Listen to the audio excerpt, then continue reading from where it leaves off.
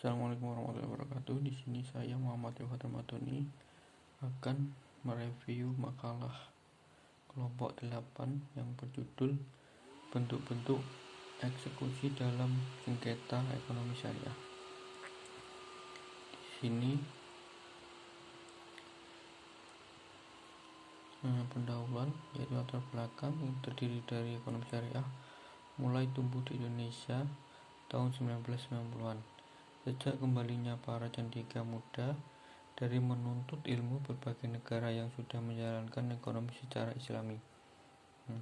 Bersama dengan semakin cepatnya perkembangan teknologi, aktivitas ekonomi pun sangat tergantung kepada kecepatan kecanggihan teknologi.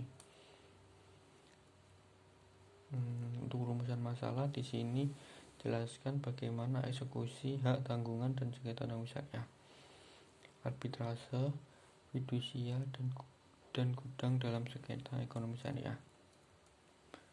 Tujuan dari penulisan makalah ini adalah untuk mengetahui bagaimana eksekusi hak tanggungan dalam sengketa ekonomi syariah. Untuk mengetahui bagaimana eksekusi putusan arbitrase dalam sengketa ekonomi syariah. Di sini dijelaskan dalam bab 2, yaitu yang pertama, eksekusi hak tanggungan, yaitu dilaksanakan seperti eksekusi putusan pengadilan yang berkekuatan hukum tetap. Eksekusi itu dimulai dengan teguran yang berakhir dengan pelanggaran pelelangan tanah yang dibebani dengan hak tanggung. Jadi pembeli lelang memperoleh tanah tersebut dengan beban-beban hak tanggungan yang belum terbayar. Di sini yang pertama, tahapan eksekusi pada hak tanggungan. Yang kedua, terjadinya pembebanan hak tanggungan. Yang ketiga, prosedur eksekusi hak tanggungan berdasarkan Undang-Undang Nomor 4 Tahun 1996. Yang keempat, proses eksekusi hak tanggungan. Selanjutnya, eksekusi putusan arbitrase. Tindakan eksekusi atau pelaksanaan putusan arbitrase adalah suatu tindakan hukum yang dilakukan secara paksa terhadap pihak yang kalah dalam penyelesaian sengketa melalui lembaga arbitrase. Prosedur eksekusi putusan arbitrase nasional.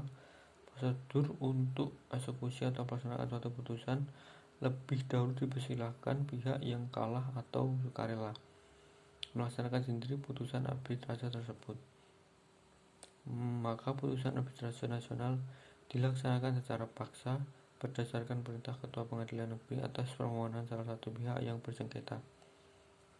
Kewenangan Pengadilan Negeri. Apabila para pihak tidak mau melaksanakan putusan arbitrase secara sukarela, maka eksekusi dapat dilakukan oleh Pengadilan Negeri. Kewajiban pendaftaran putusan arbitrase. Ketentuan batas jangka waktu tindakan pendaftaran diatur dalam pasal 59 ayat 11 ayat 1 Undang-Undang Nomor 30 tahun 1999.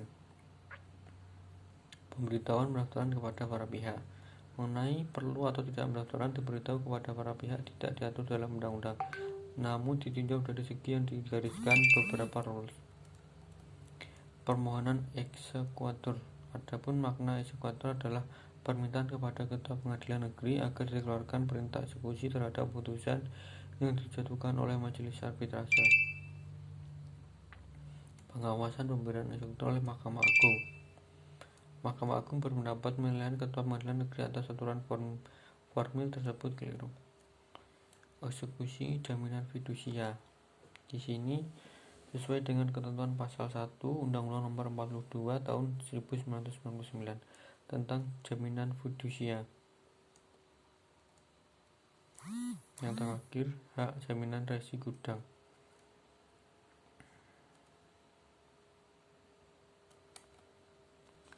Kesimpulan di sini adalah eksekusi hak tanggungan dilakukan seperti eksekusi putusan pengadilan yang berkekuatan hukum tetap.